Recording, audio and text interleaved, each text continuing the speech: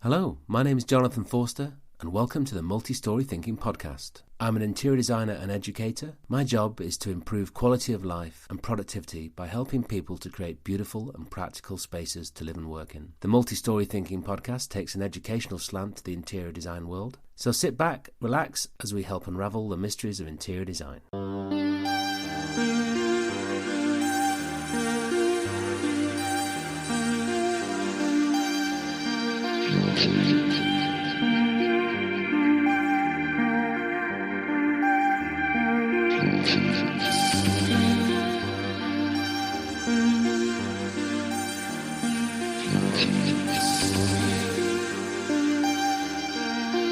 In this episode, we meet Mustafa Afsaroglu. Mustafa is an interior designer and co-founder of Tanner's Sons Design Studio, an award-winning studio which he set up with his brother Erhan. The practice specialises in a mix of architectural and interior design projects in both Cyprus and the UK. Mustafa has worked for Fosters & Partners, HLW and Unispec, with past clients including Google, Facebook, Amazon, Capital One and Bloomberg. In this episode, we discover the importance of getting to know your client, the crossovers between architecture and interior design, and how designing from the inside out helps shape the look of buildings, the way in which the office environment can change as a company evolves and matures, and why WhatsApp and poetry have become an important design tool.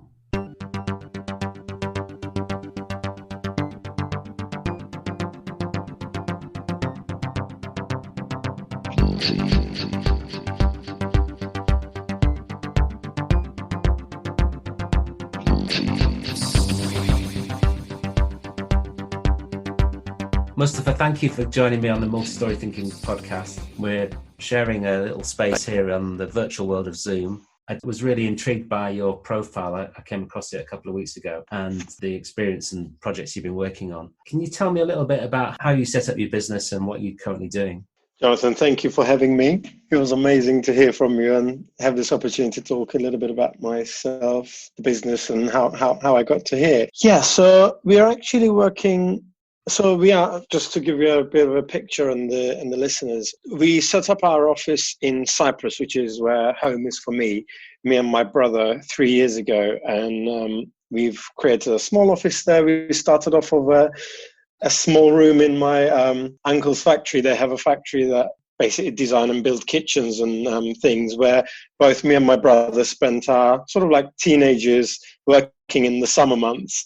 You know, started from sweeping the floors, making cups of tea, coffee, and then actually building stuff, and then went into designing stuff. So that's how we sort of, both of us, became interested in design in the first place. So anyway, going back to the point, we started the company 3 years ago, like I said, and we just took a small room in the factory.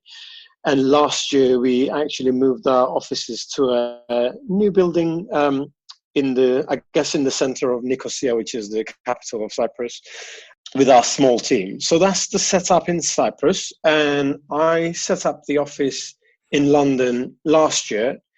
And for now, it's just me, myself, and I. And obviously, we work really closely with the team in Cyprus. And then on projects over here, I have collaborated with designers, sort of like conceptual designers and technical designers that I had previously worked with. And that's our sort of current setup. So office in Cyprus, myself here, and few people that I've worked with before, collaborating on and off on projects. That experience of working in a factory must have given you a lot of an insight into the process of detailing and designing and installation. Yeah, absolutely. I mean, simply understanding how things are built and the fact that it is simple, the IKEA style, if you like, the flat pack, and how things go together. That's why from the beginning we started thinking about design a little bit differently and start challenging it. Rather than building or designing simple blocks or simple shapes, both of us actually separately started exploring it in quite different ways, and I guess that's what makes our design that much more special than your standard designs that are seen everywhere. So yeah, it was an amazing exposure, to be fair. How do you describe the style of work that you're doing? from the early uni years, and even before that, actually, before uni, when both of us were at college and high school, we sort of like started designing items that started taking the shape or the ideology of deconstructivism. So taking things apart, having a shape to begin with, to play with, and start to take it apart and see how it could morph into different forms and create different functionalities out of it. So that's sort of where our design style really comes from. And I guess more and more recently, the impact of nature, how we are getting impacted by nature, and how design impacts nature, sort of like the two ways of it, is coming into play a lot more, and I guess is what is inspiring us. I see from your website there's some really beautiful images, and there's a mixture of architectural projects, interiors, and also furniture and details, which show, I guess, a real sensitivity to how things are constructed and the opportunities there to take materials and create beautiful forms. Yeah, absolutely. So what's really cool about the setup that we have is my brother's an architect and I'm an interior designer. That's what we studied in uni separately. He went to a university in Turkey. I was educated over here in the UK. And yeah, it's just combining the two has been an amazing actual experience. So I was always interested in architecture as well, but I couldn't bear to study for 7 years. And that's what really made me go to interior design. And I actually quite like the interior forms and the living environments. But because of our company, I'm having a lot to do with architecture and have a lot of say, and actually been really enjoying that. So yeah, if you look at what we do a mix of architectural projects, mostly in Cyprus, and they started really from residential design, so small housing projects, to mixed use and banks, and I guess like bigger scope of projects. And over here it's interiors, mainly commercial interiors, but we're adding into the mix hospitality and health and beauty and leisure environments as well. And how have you managed to get clients then, both in Cyprus and here? Cyprus is obviously, because it's a small country, it's word of mouth and knowing people from before, and them seeing some of our render work, some of our 3D work, because you've got to start somewhere, right? Even some of the items we designed for for the family business, for the kitchen design that I mentioned to you. So we did a couple of kitchens and a reception desk that brought a bit of, I guess, audience and started showing off our design style. You probably see from the website, it's the organic shape reception desk. That's just simply made from CNC cut MDF pieces, really. It's actually just dead on simple. It was done really cost effectively in Cyprus, but the overall design, I guess, does have a bigger impact in terms of bringing a bit of an audience and pulling some customers and clientele who like that style, the more sculptural, arty style. I mean, you've got something that's essentially loads of cut-out profiles that forms this organic shape. Looks amazing. Yeah, I mean, it was just really simply designed on software using 3D Max, and we just did the slicing of it and exported it to CAD. I mean, this is going into detail, but it was just very, very simple way to just pop it onto the CNC machine, get it cut and assembled using just very simple techniques, paint over it, and job's a good one. Yeah, nice one. Is there a different approach to design in Cyprus to the projects you're working on here? No, not really, not at all. The design approach is very much similar. However, the style, so basically you don't have the same construction industry you have here, or the steps you follow, the rebus stages you follow either. Over there, we do obviously bring those processes into all of our design projects. But when you don't have the contractors that you have over here, and it's all a bit more informal in Cyprus, you do see the differences. But up until stage 4, we try to keep it, because we are controlling the design. We can control the design. We're keeping it to the rebus stages, all quite nicely documented. And afterwards, what happens is quite a different story, if you like. It's very, very much organized here. You've got proper project teams working on projects, whereas over there, the architect is a lot more responsible for a lot of things, and even just really making sure the design is getting built correctly. Whereas over here is, yeah, obviously we are still responsible for that, but contractor knows your design is all documented, and you don't have to check every single tiny little detail because you have to trust your contractors as well. A bit more hands-on over in Cyprus then? Yeah, very much so. Yeah. So over here, going back to your last question, Jonathan, I guess meeting clients has also been through word of mouth and again, previous case studies. So some of the projects that we've completed, some other people have seen it, and it does help that I've been around in the industry for 10 or so years, that I've built up some of my contacts. Yeah, so talk me through that process. You studied interior design at Bournemouth. Talk us through the steps. What were your thoughts when you were graduating? Did you have a clear idea of what you wanted to try and achieve? I did, actually, from the outset. So when I left Cyprus at 16 to come over here for uni, but obviously I was too young to start uni. So I did a year in art college in Canterbury, Kent Institute, which was amazing because it opened my eyes into the art world, if you like. I know that sounds really cheesy, but it really did. We didn't really do a lot of sort of art modules in Cyprus. Art was just seen as like a two-dimensional thing, just painting or drawing, and that was really it. Whereas here I got to experience the third dimension. And I knew from before that I was going to do interior design, but exactly what actually became clear after starting at CAI at the Canterbury College. And yeah, from there I went to Bournemouth, which is as you know, quite a lot of the universities do like a sandwich course over here with the third year out in the industry. And that was such a massive help to actually just really experience live projects and get to do, obviously at the time we were doing a lot of toilet detailing and finisher schedules and equipment schedules, which, was in a way glamour. Boring, but actually learned a lot. Glamour of it all, yeah. Yeah, the glamour of it all, loo design.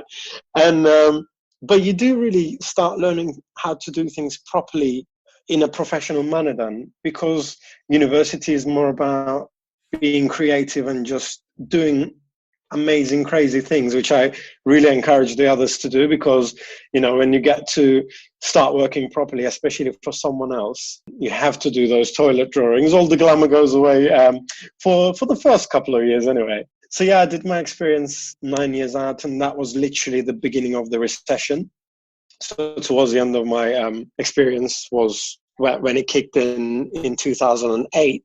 And then I went back to uni, luckily, to skip a lot of that, a big chunk of that time, I suppose. After coming out, I remember just before I finished, basically, with the stress of the final project and everything, I remember applying to about 80 places and only hearing back from 3.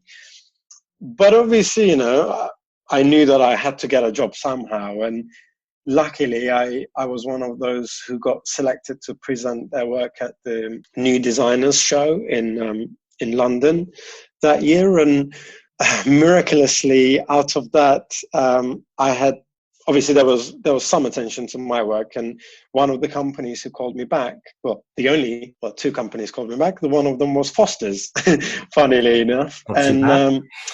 Yeah, it's not too shabby, is it?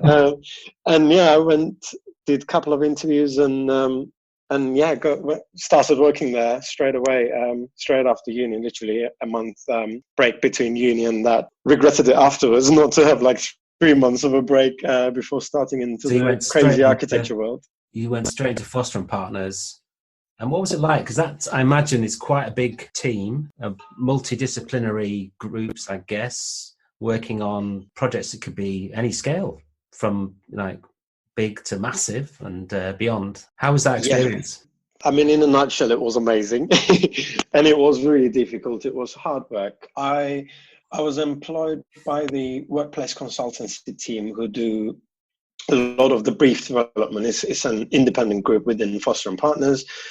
Do a lot of the brief development, front-end client engagement, and develop the brief for the architects to work from, as well as work with the architects then to develop the building and make sure they're getting the amount of spaces that were asked or that were developed by the brief, and make sure those bums on seats, as we call them in office buildings, are working properly without any sacrifice on daylight, all of those factors. So it was really good, actually, because it was a central team, very much instrumental to the way the buildings were being shaped, because they were taking the approach of inside out as opposed to outside in.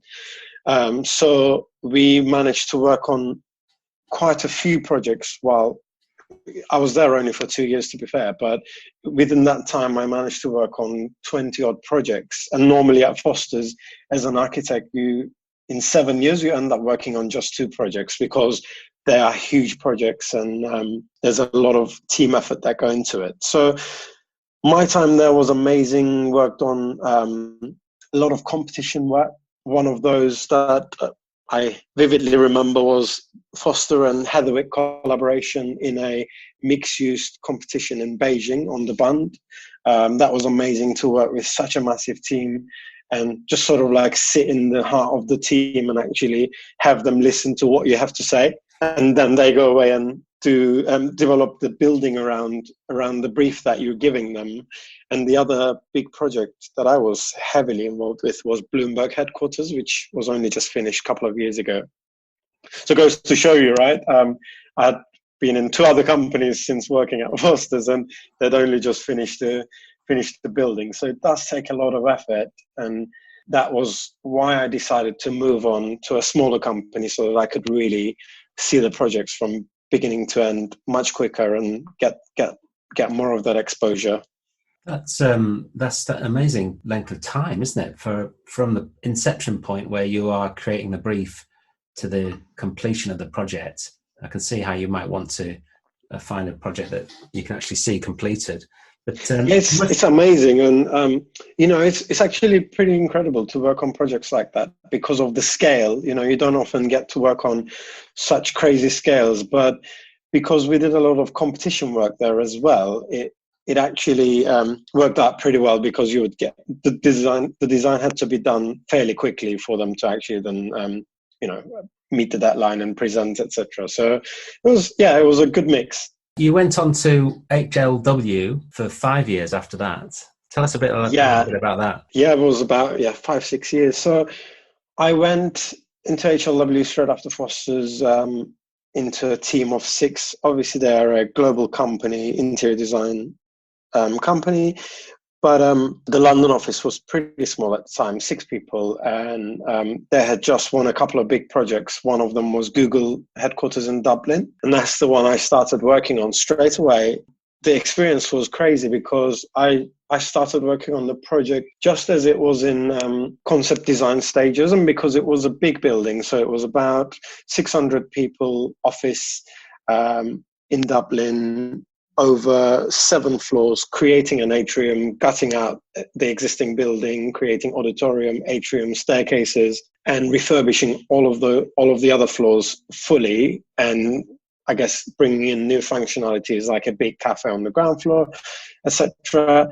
So it was a small team working on a big project, and did the hours, did the late hours as you expect, but the amount of things I've learned from that project, especially as it got to site stage, was just incredible. You got to really understand how things are built. I mean, we talked about earlier on understanding how furniture is built, how kitchens are built, but this is really structural stuff, putting in new floors, new ceilings, new roofs, new staircases. I learned so much on site, and I advise everyone to, if they've got the chance, to really go to site meetings, because from those meetings, I remember being sort of like surrounded by 20, 30 Irish people and contractors, the client, the project management team, quantity surveyors.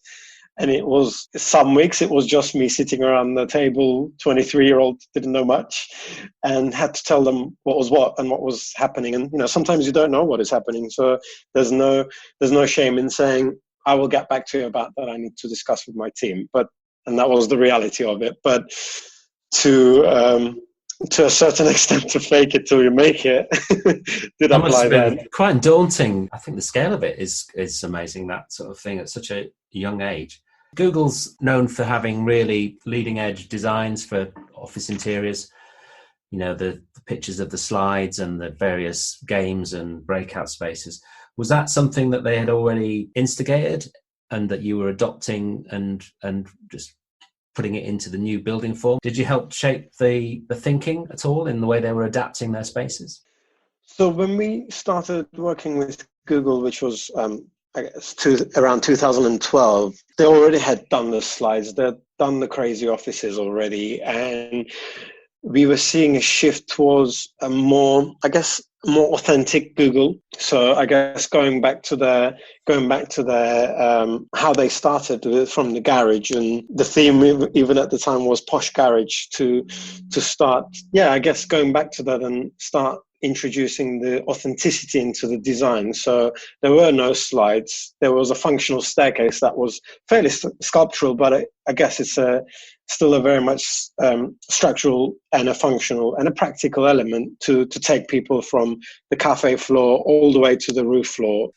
So I guess they started putting function to the forefront of their design process and really get good spaces for their employees. So they didn't have desk sharing. They just had one person, one desk, and they just really wanted to give that space back to their employees. So there were still some elements of fun and funkiness in the design, but they were very much more concentrated and I guess design of the workplace itself, the immediate office environment became a huge factor when we were working with them at the time. So that's focusing on the tasks involved and then trying to set it within a branded space, if you like.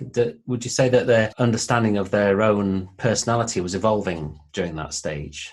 Absolutely, and it still is evolving now with the introduction or inclusion of technology, but it was very much starting to go away from the fake and gimmicky objects into more, actually, let's make the space functional, and we can decorate around it and actually make it inspiring, but let's not have anything gimmicky. So yeah, they were growing up, if you like. Yeah, that's really interesting. I think people look at the Google Office and think, that's what I need is a slide, to create space. But it's more to do about expressing personality, which is unique to the brand, its own brand, rather than trying to copy. Absolutely. The shift from working in these big companies into your own company, what was that about? Were you looking to get more control or work on different types of projects? Besides Google, when I was at HLW, I did a number of other projects, and most of them were technology clients. So Facebook, Amazon, YouTube, which was linked to Google anyway. Who else? The only ones we haven't done was LinkedIn, I think, and Yahoo. Yeah, it was all very technology-based .com clients, which I really thoroughly enjoyed. I'd much rather at the time work with those clients than the corporates and I guess legal firms, because it didn't seem so much fun. And as a young designer, I was just very interested in having the quirky, cool offices in my portfolio. Having said that, we had always done stuff on the side with my brother, even through my HLW years, and even when I was at Foster's, we would do those pieces, one-off pieces for the Cypriot company, like the reception desk, like the yellow kitchen island, and some TV stand designs. And it was always the idea, I guess, that we would one day do it together and for real, rather than just on the side. And that was really what planted the seeds for our own company, which is called TSDS.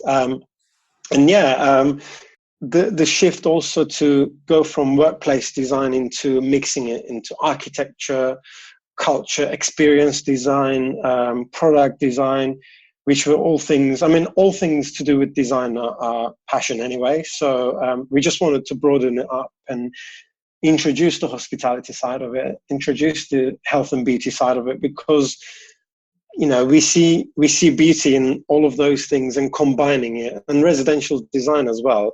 For example, quite a lot of the buzz around workplace design was, especially more recently, is more residential design, more homely design. And if you look at 90% of those designers who do workplace design, not many of them would have designed a home before. So it's understanding all the other different sectors and really seeing what they do and what they need, and then bringing it to workplace. And there's a lot of crossovers as well. That's really interesting, especially between architecture and interior design, because our job is not about just is not decorating at all. Yes, that does come into it to make the space a living, pleasant environment at the end, with the colors you choose, with the accessories you add, but really to think about it more structurally and from a practical point of view. It does work really well if you can have a vision of the, structural side of it, and if you can zoom out a little bit, which quite a lot of the time the architects can do.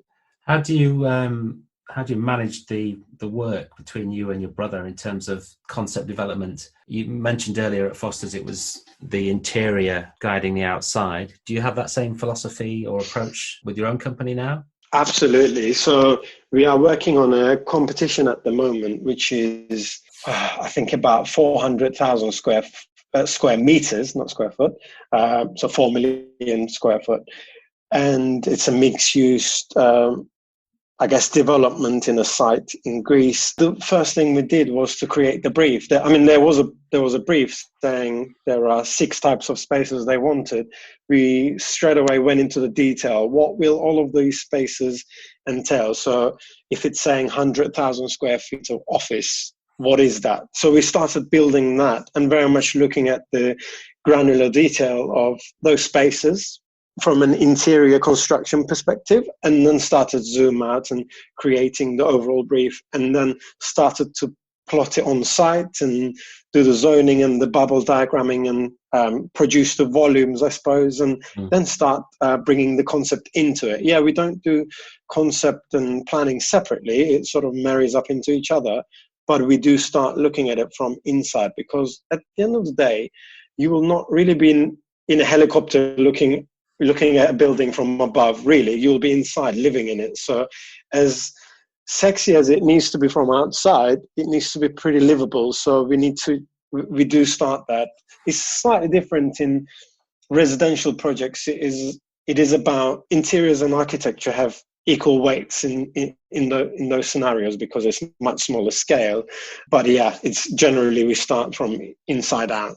And what's it like working with your brother?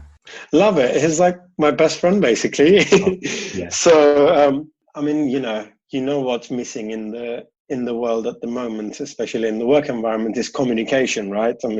Not being able to connect to things properly and not hearing or seeing each other just creates so much frustration around workplace. And also the amount of meetings in workplace, people complain that we meet too much. Well, I could say too that when I work with my brother, we only just call each other when we need to, because we know that we have put up our own personal times, or we have to focus on different things as we're working. So luckily for WhatsApp and apps like Zoom, it's amazing that we can meet all the time.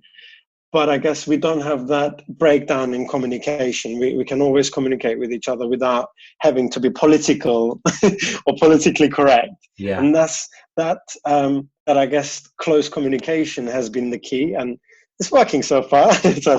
That's good. I worked for many years with my sister, and that had its joys and its challenges. But there was a sort of understanding, I guess, that we had based on the fact that we'd spent all our lives living in and around each other, that translated well into that creative realm. That's absolutely it. And it does help that we have similar design styles, and it also helps that we look at things differently. I look at it very much from an interiors perspective, and he looks at it from an architect's perspective. And it does help, because how we come to a conclusion is different, but it's great because it's mixing the two together. Sounds good. Just in terms of how you're working on a day-to-day basis, what's the mix between traditional skills of sketching and model making and CAD CAD approaches? Do you use both, or what's your preferred way of developing ideas? So we have a WhatsApp group with the team in Cyprus, and we are always, I guess it's a mix between sketching, and sketching plays a very big part of it, to be fair, to start to develop the ideas.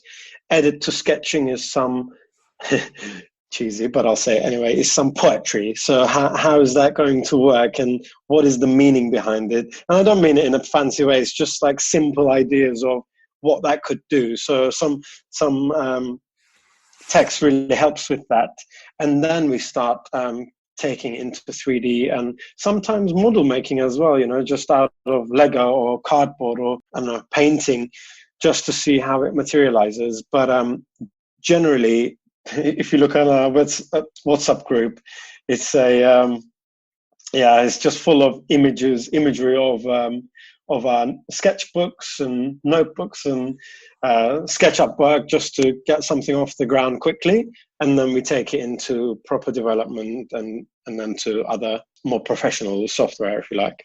That's really interesting. I think that sort of I know we're under a sort of slightly enforced lockdown at the moment, but the communication tools we've got are really coming into their own to maintain some progress, and the idea of you guys WhatsApping stuff back and forth is really liberating. Yeah, I think you need the balance of both impromptu and organized hours of meeting, because impromptu is great because something comes to your mind and you're like, okay, here's what I was thinking. And if quite a few of us in the group sort of like get involved, we're like, okay, let's just jump on a quick call and see what you're thinking.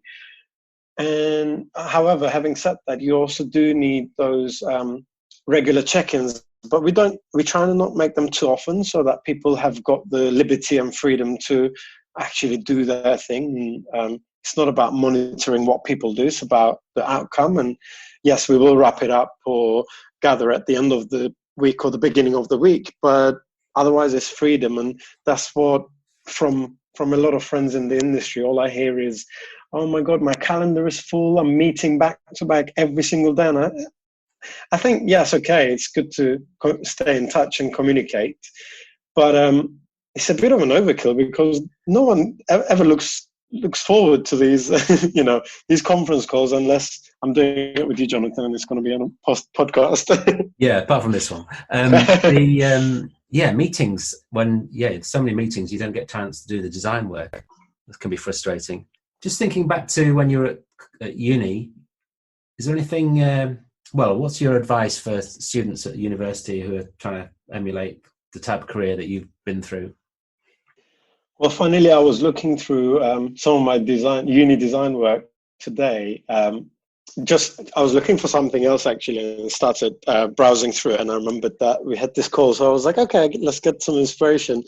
I would just advice to think big, really think big, and not get stuck on too much detail, because you will get into that later on. And it's about dreaming big and having the freedom to do so at university, and really create some inspirational work. Do a lot of sketchbook work, because like I said, I was looking through some of my work and actually seeing scans and photos of my sketchbook, which had collages of photos cut out and stuck in there with sketches around it. And it's something I can honestly say that I don't do now, because you get stuck in to project work with a client, and it's all about managing the client, managing the process, doing the design work, and you don't get that time to really create or think about design and think about it freely. So I would just advise the students to just think about it freely and just be a lot more creative in the medium you use. So don't just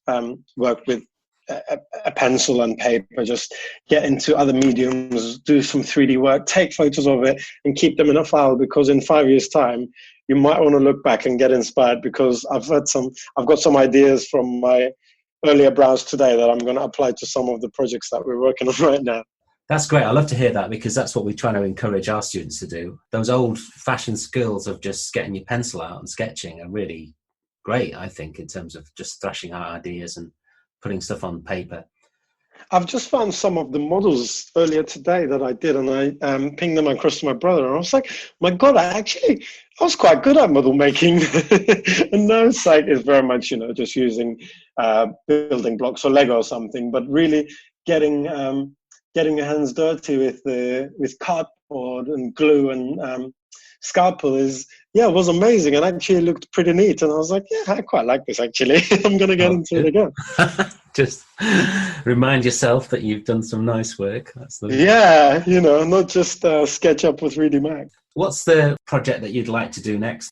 Dream project, or the direction you want to try and move into? I am very passionate about or love Gothic architecture. Just the history behind it, the layers of, the layers of materials, the forms, the sounds around it, the acoustics around it, just everything. I'm just mesmerized by Gothic architecture. And I also love then new with old.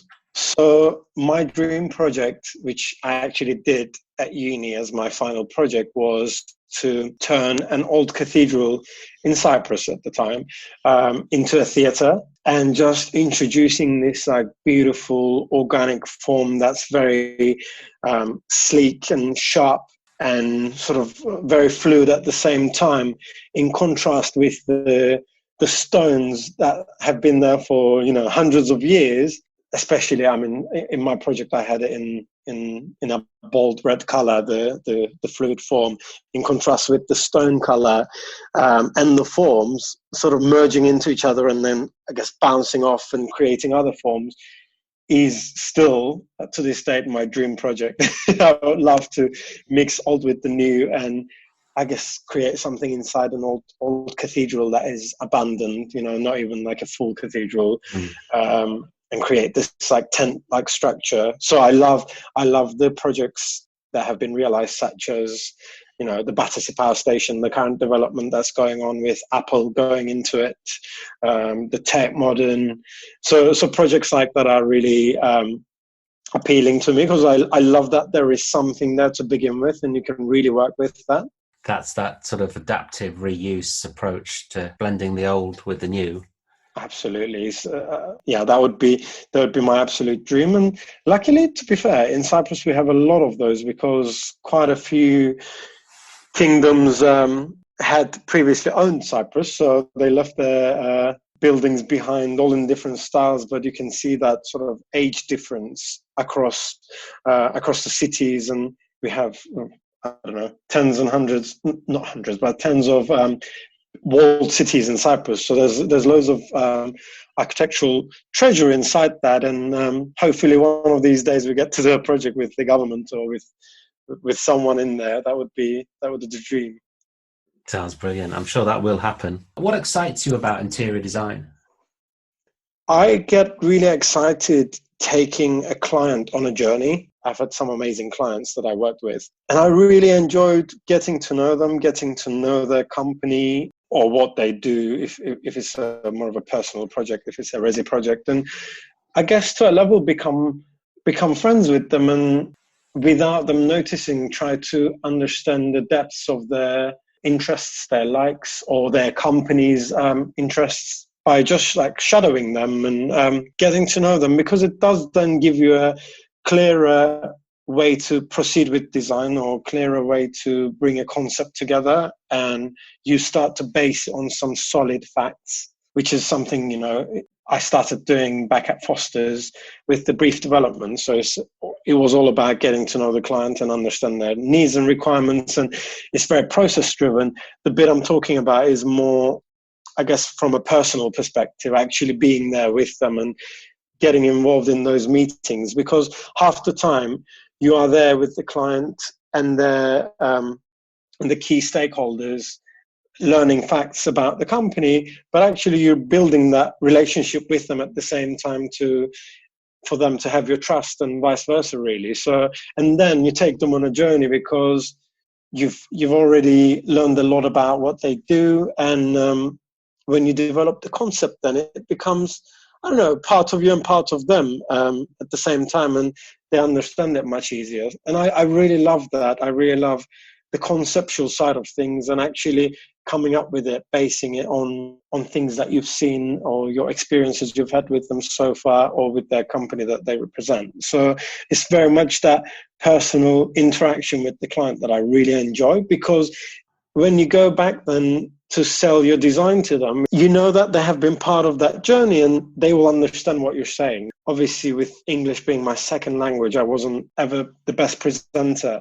But when I put my heart into something and go to those concept design meetings, quite a lot of my colleagues just describe it as me dancing in front of the screen, because I just really get into it and I just give it all and explain the design. And because I'm so invested in it, it comes across and it does really help that they know a lot of that story up front as well.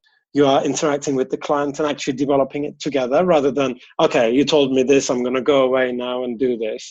It's that co-creation idea, I suppose, on all projects.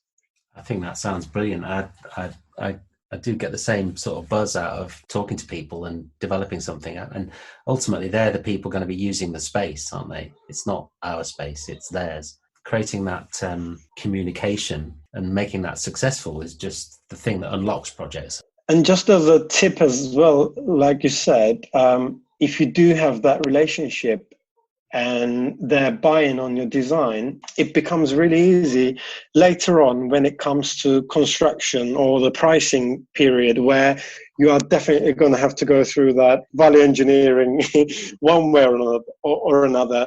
But you can tell the client quite honestly, okay, there are 5 things that I really want you to spend your money on, and we could look at alternatives in other areas. And if you have the input and buy-in from upfront or from the concept design stage, that process becomes a lot easier than just going back to the drawing board. Where do you pick that up? Is that just through the years of professional practice? I guess our responsibility to try and make that effort with the client and not just be present, actually just make an effort to, I don't know, say to them, can we grab some coffee? Can we go and take lunch together? And all of those opportunities, to create those opportunities to be with them and to get to know them. I also became friends with those guys the project managers and the end user client in the legal firms that I worked with, unexpectedly, because I'm the sort of chilled out guy with t-shirts and just more casual guy, I suppose, and not really very much their cup of tea. But at the end of the day, you have to put in the effort and you have to adapt to those situations. And yes, like I said, they're people, so they do understand you. So it's about you making the effort to get to know them, crack a couple of jokes, and just try to warm up that atmosphere. Because when doing a project, us and them are under the pressure of getting it right, because they've got someone else that they're reporting to. So just make that process nice for everybody is what I try to do. And it's just from being you. I think just being present and actually making an effort is the way I say I do it. Like the insight into the relationship building that you're talking about there. So I think that's the key, really. It's about people, isn't it? Ultimately. It is, and as designers, we have got egos, right? I mean, we all do, really, even though you want to deny it. We all do. We all want to make our stamp in a design project and say, I've designed this. But it's really just trying to take that away and actually just create something together that's going to make it one bit more special.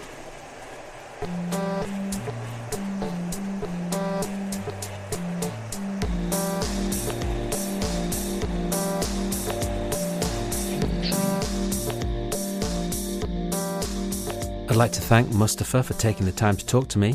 It's refreshing to hear his design approach, which mixes the traditional skills of sketching alongside an understanding of how to utilize CAD, and his experience of making products, designing with the users at the center of the process brings together some fabulous techniques that create some really great spaces that work for the people that are using them. The human-centered approach that Mustafa uses very much mimics the way in which we are teaching interior design at the University of Plymouth, designing from the inside out and really understanding what the customer needs and how the space can be shaped to support that, fundamental processes that we encourage our students to adopt right from the start.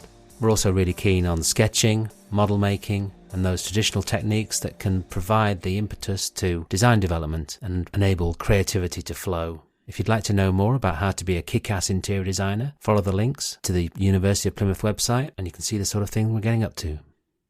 I'd like to thank Dave Clark from I Am The How for production support and advice in the setting up of this podcast, Kay Hanson for her planning support and co-hosting role in these and our educational podcasts for the University of Plymouth, and Mark Frith for the music. Really like to hear your feedback on the podcast. Leave a comment and get in touch via Twitter. Next week we talk to Nathan Hurley, who is the Research and Insight Manager at Orangebox. We'll be discussing furniture, the sticky campus, and how hula hooping may help us with the future of the office. Thanks for listening. Bye for now.